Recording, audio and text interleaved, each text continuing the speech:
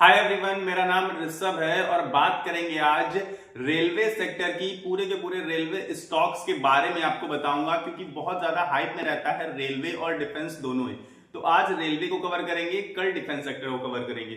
तो railway sector के बहुत सारे स्टॉक्स हैं, लगभग 14-15 स्टॉक्स आप देखेंगे कि लिस्टेड हैं और जिसमें से खास बात है कि 4-5 तो बहुत ज्यादा इंपॉर्टेंट हैं, हमेशा न्यूज में रहते हैं, हमेशा खबरों में रहते हैं और लोग इनके बारे में चर्चा लगातार करते रहते हैं। क्योंकि रेलवे स्टॉक्स देखो यार, क्या हमारी सरकारी जो कंपनियां हैं वो सारी की सारी वैसे तो अच्छी होंगी, लेकिन रेलवे में भी बहुत लगता है कि हमें ग्रोथ बची हुई है, ऐसा हमें दिखाई पड़ता है खास करके।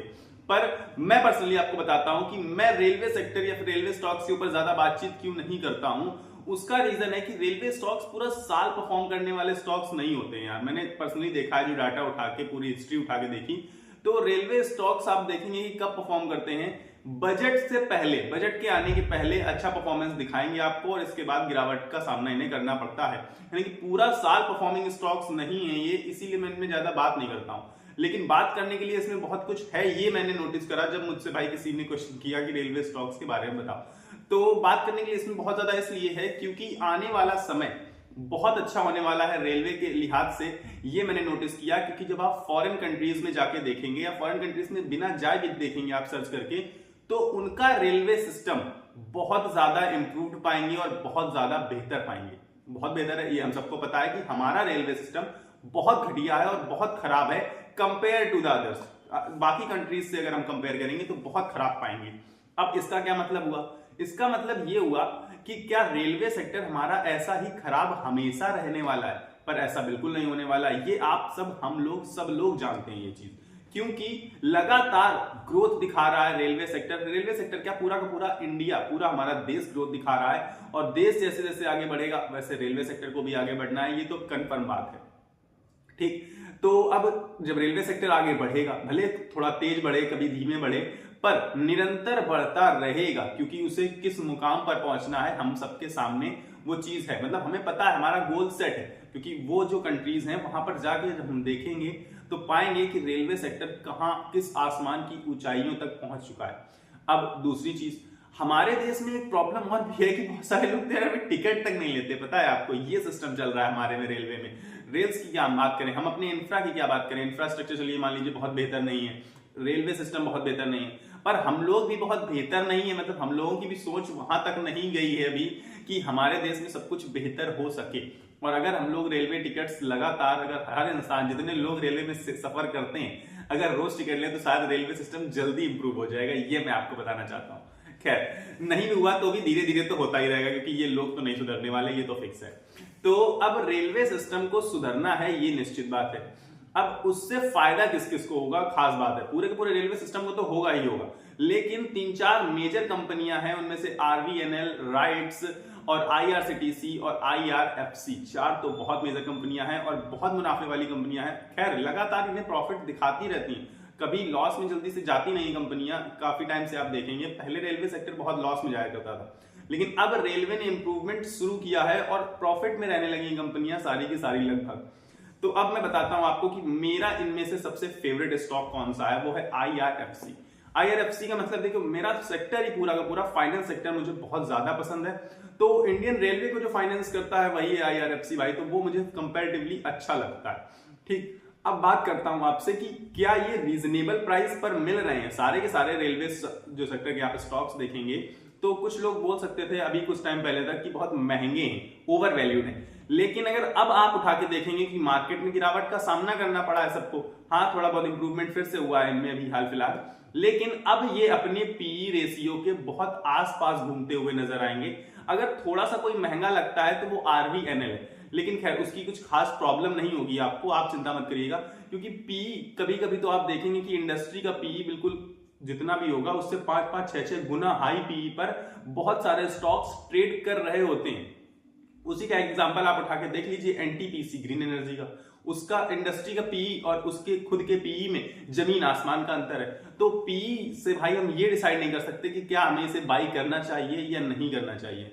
क्यों? क्योंकि अगर अच्छी कंपनी है तो वो अगर महंगी भी मिल रही है तो हमें उसे पकड़ के रखना चाहिए, क्योंकि उसमें वो रिटर्न देने की क्षमता होती है जो सस्ती कंपनियों में नहीं होती है। तो इसीलिए अब हम रेलवे सेक्टर की और रेलवे स्टॉक्स की पर्सनली इसलिए बात कर रहे थे क्योंकि आगे आने वाला समय, शॉर्ट टर्म की बात करो, चलो मिड टर्म मान लेते हैं, आपको अच्छा खासा मुनाफा कमाकर दे सकता है। क्योंकि अब ये तो मैंने आपको लॉन्ग टर्म बात बताई थी कि हमारा जो रेलवे सेक्टर है वो लगातार ग्रोथ करता रहेगा, क्योंकि विदेशों का जो रेलवे सिस्टम है वो बहुत इंप्रूव्ड है और बहुत अच्छा है और वहीं तक हमें जाना है, धीरे धीरे करके भले जाएंगे पर एक पीरियड ऑफ टाइम के बाद हमें वहीं पहुंचना है।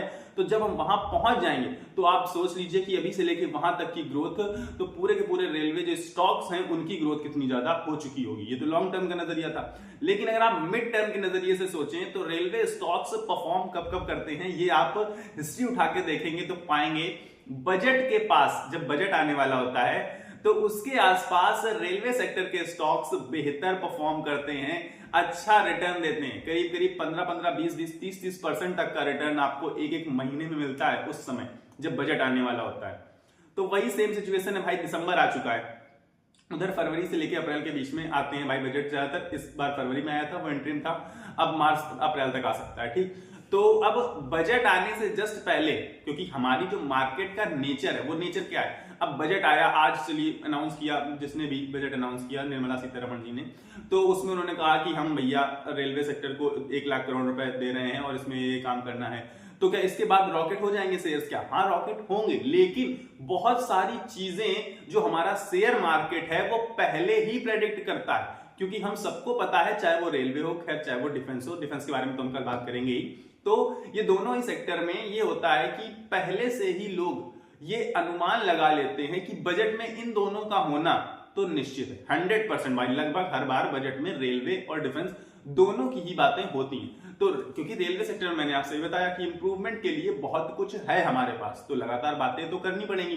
तो जब जब बजट आता है तो रेलवे सेक्टर उसमें इंक्लूड होता है। तो जब सबको पता है कि रेलवे सेक्टर उसमें इंक्लूड होने वाला है, हमारे आपके जैसे लोगों को भी पता है ये चीज, लेकिन हम लोगों को डर लगा रहता है। तो जो बड़े इन्वेस्टर हैं, एफआईआईज और डीआईआईज, यानी कि फॉरेन इन्वेस्टर्स और डोमेस्टिक इन्वेस्टर्स, जिनके पास बड़े मात्रा में पैसा है, वो लोग बाई करना स्टार्ट कर देते हैं। बाई तब नहीं करते जब अनाउंसमेंट होता है, अनाउंसमेंट के बाद तो वो सेलिंग करना स्टार्ट करते हैं इनफैक्ट, क्योंकि फिर वो बहुत ज्यादा पी उनका हाई होता चला जाता है, महंगे नजर आने लगते हैं। तो बजट के जस्ट पहले हर बार का ये नियम है, चाहे वो आईआरसीटीसी हो, चाहे आईआरएफसी हो, चाहे वो आरबीएनएल हो, चाहे वो राइट्स हो, कोई भी हो, रेलवे सेक्टर बढ़िया भागता है। जब बजट अनाउंसमेंट होने वाला होता है उसके 1 महीने पहले से ही भागना शुरू करता है और अच्छा खासा भागता है। और भागता क्यों, मैं आपको ऑलरेडी बता चुका हूं, क्योंकि जब एफआईआईज और डीआईआईज एंट्री करेंगे तो वो कोई भी स्टॉक हो, कोई भी सेक्टर हो, भागना ही भागना है।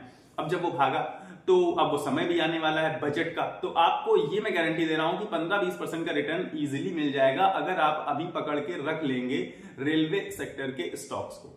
तो आपको 15-20% का रिटर्न कहीं भी नहीं गया है। पर मैं पर्सनली आपसे ये कहूंगा कि नजरिया आप अपना लॉन्ग टर्म का रखिएगा। हाँ, अब आप कहेंगे कि हमें तो 15-20% चाहिए, हाँ तो उनके लिए बहुत अच्छी बात है भाई, पकड़ के रख लेना, बजट के बाद आप बेच लेना, ठीक।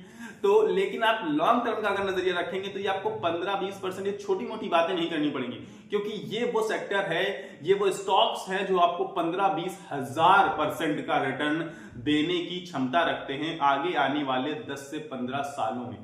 क्योंकि आगे आने वाले 10 से 15 साल में रेलवे का आप बिल्कुल स्ट्रक्चर देखेंगे, बिल्कुल बदल चुका होगा। हमारी कंट्री में जो रेलवे सिस्टम है वो बहुत ज्यादा इंप्रूव्ड हो चुका होगा। शायद अगर आप अभी आज के आज सो जाएं और बाहर निकलना बंद कर दें, रेलवे में रेल से घूम के आए कहीं, और 15 साल बाद आके देखेंगे तो आप पाएंगे कि ये बिल्कुल नया कुछ है, क्योंकि लगातार इतनी तेज ग्रोथ है रेलवे सेक्टर की।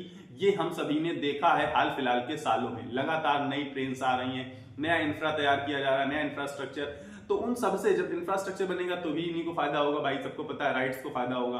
अब हर चीज से, कोई भी चीज रेलवे सेक्टर से होगी तो किसी ना किसी स्टॉक को कंपैरेटिवली फायदा होता रहेगा। अब होता रहेगा तो अब आईआरसीटीसी इसमें सबसे ज्यादा हाइप में रहता है, ठीक है, आईआरसीटीसी, जबकि कैटरिंग और हमारा इसका टिकट्स वगैरह का काम है। अब वही मैंने आपसे कहती ना कि हर इंसान अगर टिकट लेने लगेगा तो समझ जाइए आईआरसीटीसी का भी फायदा होगा कि नहीं, हर चीज का फायदा होगा। लेकिन अब बाहर की रेल्स में क्या होता है, बाहर रेलवे सिस्टम में आप जाएंगे तो एक कार्ड होता है, उसके बिना आपको एंट्री ही नहीं मिलेगी स्टेशन के अंदर ही। लेकिन हमारे यहाँ ऐसा नहीं है, कोई भी घुस जाता है, कोई भी जा सकता है।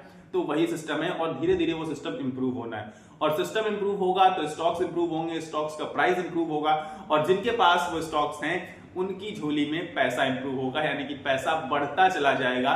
इतनी ज्यादा क्षमता है रेलवे सेक्टर के स्टॉक्स की फ्यूचर में। और मिड टर्म में, अब शॉर्ट टर्म में क्या होता है, अगर आप अभी कहने जनवरी तक का व्यू लेके चलना है तो मैं कहूंगा कि आप फिर दूर रहिए, क्योंकि हो सकता है 2-4-5% की गिरावट भी आ जाए, हो सकता है 2-4-5% का जंप आ जाए, और इसे कोई प्रेडिक्ट नहीं कर सकता। पर हाँ, बजट के पहले हर बार ये होता है, तो लगातार ये होता चला आ रहा है, तो पॉसिबिलिटी बहुत हाई हो जाती है। पर अभी किसी और महीने में आप चुनेंगे तो फिर बता पाना किसी के लिए भी नामुमकिन हो जाएगा कि ये स्टॉक आगे पीछे क्या हो सकते हैं। पर लॉन्ग टर्म में बहुत अच्छा नजरिया है, और अभी मिड टर्म में बजट के आसपास अगर आप लेते हैं, पहले मतलब ले लेते हैं थोड़ा, तो भी आपको अच्छा खासा मुनाफा होने के चांसेस होते हैं। ये रेलवे सेक्टर की हकीकत है, ये रेलवे सेक्टर की खास बात है। अब पीई की बात करें, रेलवे सेक्टर पहले बहुत महंगा हो जाता है, क्योंकि जैसे बजट आता है तो लोग खरीदारी करते हैं और ओवर वैल्यूड कर देते हैं, तो पीई बहुत महंगा नजर आने लगता है। इसके बाद अभी गिरावट के बाद से पीई बहुत सस्ता, मतलब सस्ता तो नहीं कहूंगा, लेकिन हाँ आसपास लेवल को मैच कर रहा है, इंडस्ट्री के रीजनेबल प्राइस पर लगता है हाँ इतने प्राइस पर इन्हें होना चाहिए।